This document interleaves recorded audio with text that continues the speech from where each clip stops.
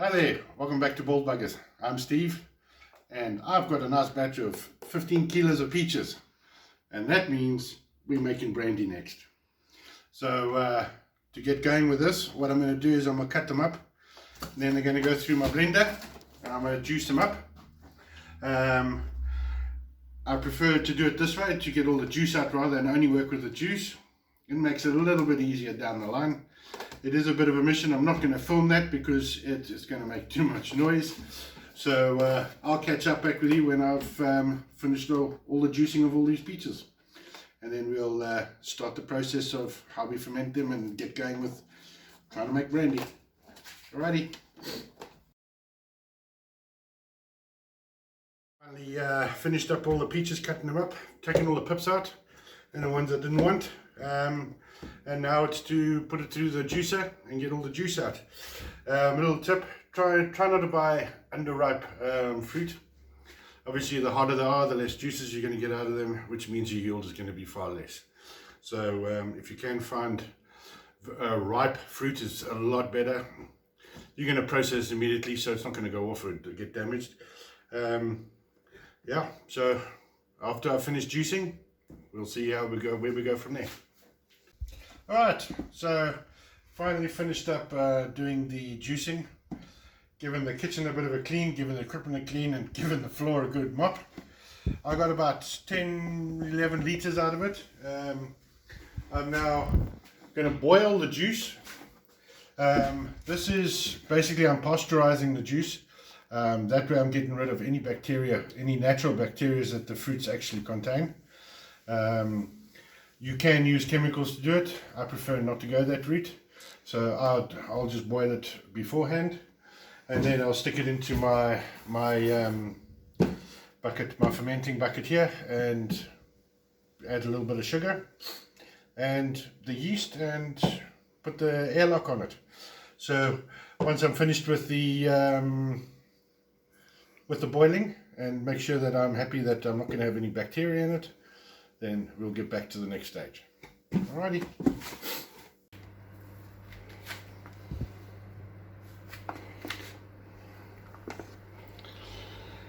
Okay, pot's boiling nicely.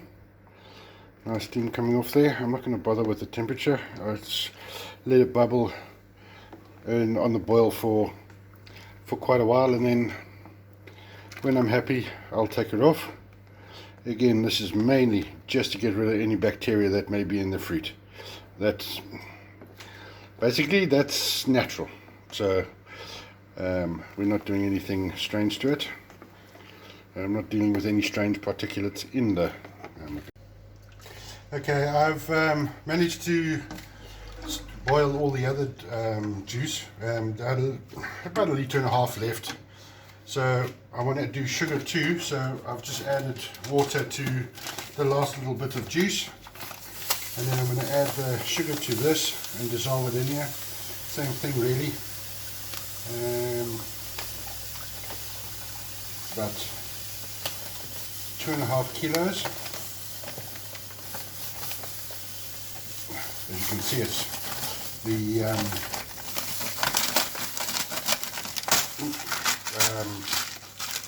bowl's getting rather full, so I'm going to have to stir very carefully with this lot. Get the last bit out there. Okay, that's done.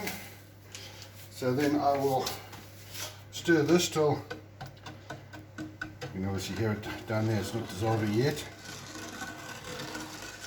Once I'm not hearing that grating, grinding noise, then I know I'm sorted. You can see little bits of pulp that I've left in here. The reason why I juice it is to make it easier for the yeast to work on the sugars, rather than having to break down the whole bits of fruit in it. But I add some of the pulp, and it just adds to the flavor inside the juice, which will come out in the brandy. Alright, so once this is done, I'll add that to the rest of the juice that I've made that's in the fermentation bucket waiting. And then let it cool down and ready to go for the yeast. Alright.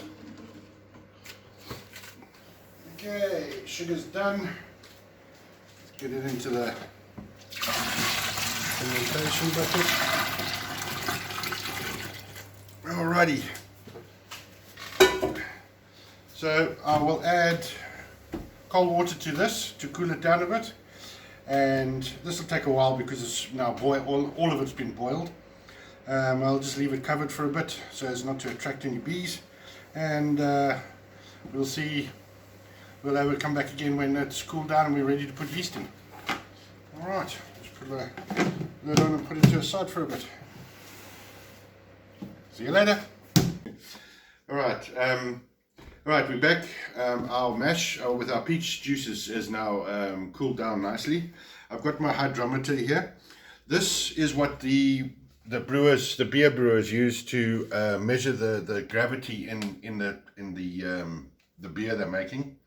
Basically, this gives an idea as to how much sugar is in this liquid. So I'm looking, and I'm sitting at about 5. So there's the numbers there. I'm looking between 1050 and 1060, and I'm sitting at about 1055, which I'm happy with. I could put a little bit more sugar in here. I'm not going to do that. I think I've got enough. That's fine. So the yeast will be able to compete with that. Then with this, what I've done is I've taken some out. I'm going to add some water to it, and I'm going to put some yeast. It's just bread yeast, and basically all I'm doing is I'm going to activate the yeast. What I want to show with this is when it gets going, you'll actually see the yeast actually move up and down inside the jar. So once that, we'll leave that to sit for a little bit, and then I will let that activate. And that basically what I'm doing this here is I'm just taking a bit of water, a mixture with, I've dilated this basically. All I'm doing is I'm letting it become accustomed to the environment. It's sort of like if you would, where you got new fish and you're going to put it in a tank.